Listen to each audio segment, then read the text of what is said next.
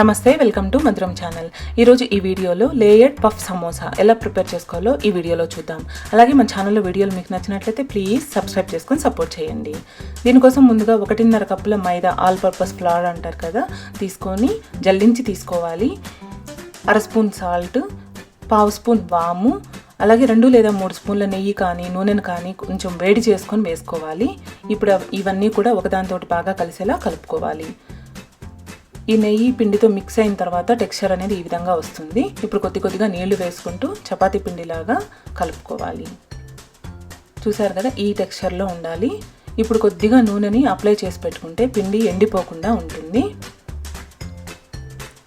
ఇప్పుడు మూత పెట్టుకొని 15 నిమిషాల పాటు పక్కన పెట్టుకుందాం. దీనివల్ల పిండి బాగా నానుతుంది. ఈలోగా స్టఫింగ్ కోసం 2 స్పూన్ల ఆయిల్ వేసుకొని 1/2 స్పూన్ జీలకర్ర వేసి వేయించుకోవాలి. ఇవి వేగిపోయిన తర్వాత ఒక మీడియం సైజు ఉల్లిపాయని సన్నగా కట్ చేసుకొని వేసుకొని వేయించుకోవాలి. 2 లేదా 3 పచ్చిమిర్చిని కూడా సన్నగా ఈ విధంగా కట్ చేసుకొని వేసుకోవాలి. ఇవి కొద్దిగా వేగిన తర్వాత 1/2 స్పూన్ అల్లం వెల్లుల్లి పేస్ట్ వేసుకొని పచ్చివాసన పోయేంత వరకు వేయించుకోవాలి. ఇందులో స్పైసెస్ వేసుకుందాం. 1/2 స్పూన్ ధనియాల పొడి, 1/2 స్పూన్ కారం, 1/2 స్పూన్ పసుపు, 1/2 స్పూన్ గరం మసాలా కూడా వేసుకొని స్టవ్ని బాగా లో చేసుకోండి, లేకపోతే మాడిపోతుంది. ఈ విధంగా కలుపుకోవాలి. 3 ఆలుగడ్డల్ని ఉడికించుకొని ఇలా మ్యాష్ చేసుకొని ఇందులో వేసుకుందాం. పచ్చి బఠానీలు ఇవి కూడా ఉడికించుకొని మరీ పేస్ట్ లాగా చేయాల్సిన అవసరం లేదు. ఈ విధంగా లైట్గా మ్యాష్ చేసుకొని వేసుకోవాలి. ఇందులో 1/2 స్పూన్ సాల్ట్ కూడా వేసుకొని ఇవన్నీ బాగా కలిసేందుకు గాను కొద్దిగా నీళ్లు వేసుకొని బాగా కలుపుకోవాలి. చూసారు కదా, బాగా కలిసిపోయింది. ఇప్పుడు ఆమ్చూర్ పౌడర్ కొంచెం మంచి టేస్ట్ కోసం, పుల్లటి టేస్ట్ కోసం, దీని బదులు మనం నిమ్మరసం కూడా వేసుకోవచ్చు.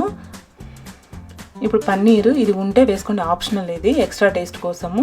ఈ విధంగా చిన్న చిన్న క్యూబ్స్ లాగా కట్ చేసుకొని వేసుకోవాలి. దీన్ని మరొకసారి మిక్స్ చేసుకుంటే మనకి స్టఫింగ్ రెడీ అయిపోతుంది. ఈ విధంగా బాగా కలిసిన తర్వాత పక్కన పెట్టుకుందాం. 6 స్పూన్ల వెన్నని తీసుకొని కరిగించి పెట్టుకోవాలి. ఇందులో 4 స్పూన్ల మైదాను వేసుకొని దీన్ని బాగా మిక్స్ చేసి పెట్టుకోవాలి. ఇది మనము షీట్స్కి అప్లై చేసుకోవడానికి లేయర్స్ కోసము. ఉండలు లేకుండా ఇలా బాగా కలుపుకొని ఈ వీడియోలో చూపించిన విధంగా రెడీ చేసి పెట్టుకొని పక్కన పెట్టుకుందాం. ఈలోగా మనకి పిండి కూడా బాగా నానిపోయి ఉంటుంది. మరొక 2 నిమిషాల పాటు ఈ విధంగా నీట్ చేసుకోవాలి.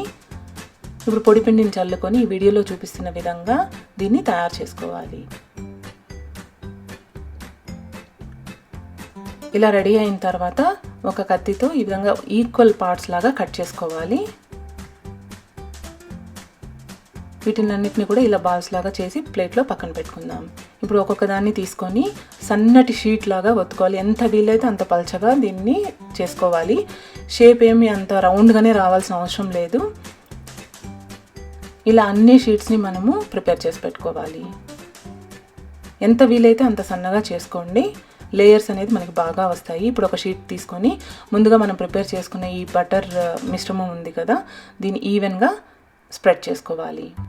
దీనివల్ల మనకి లేయర్స్ అనేది వస్తాయి. ఇప్పుడు దీనిపై కొద్దిగా పొడి పిండిని చల్లుకోవాలి. మరొక షీట్ని దీనిపై ప్లేస్ చేసుకుందాం. సేమ్ అన్నీ ఇదే ప్రాసెస్ చేసుకోవాలి. కొద్దిగా ఈ పేస్ట్ అప్లై చేయడము, పొడి పిండి వేసుకోవడం, మరొక షీట్ వేసుకోవడం, ఈ విధంగా అన్నిటినీ రెడీ చేసుకోవాలి.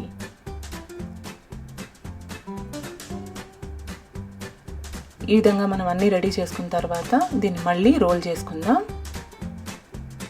మీరు ఈ వీడియోలో చూపిస్తున్న విధంగా జాగ్రత్తగా ఈ విధంగా రోల్ చేసుకోండి. తర్వాత కొద్దిగా ప్రెస్ చేసుకుంటూ మళ్ళీ ఒక స్టిక్ లాగా తయారు చేసుకోవాలి.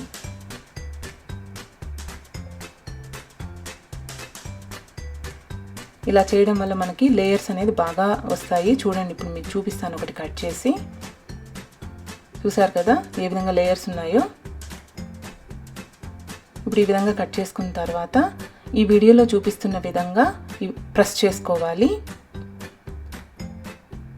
ఇవన్నీ కూడా తయారు చేసుకొని ఒక ప్లేట్లో పక్కన పెట్టుకొని ఒక్కొక్క దాన్ని తీసుకొని పొడి పిండిలో అద్దుకుంటూ దీన్ని ఇప్పుడు మరీ థిన్గా కాకుండా కొద్దిగా మందంగా దీన్ని చపాతీలాగా ఒత్తుకోవాలి. చూసారు కదా ఈ విధంగా. ఇప్పుడు ఎడ్జెస్ని ఈ విధంగా కట్ చేసుకుంటే మనకి సమోసా షేప్కి కరెక్ట్గా వస్తుంది. అంటే స్క్వేర్ లాగా చేసుకోవాలి. ఇవి పడేయద్దు, వీటిని మళ్ళీ చిప్స్ లాగా చేసుకోవచ్చు.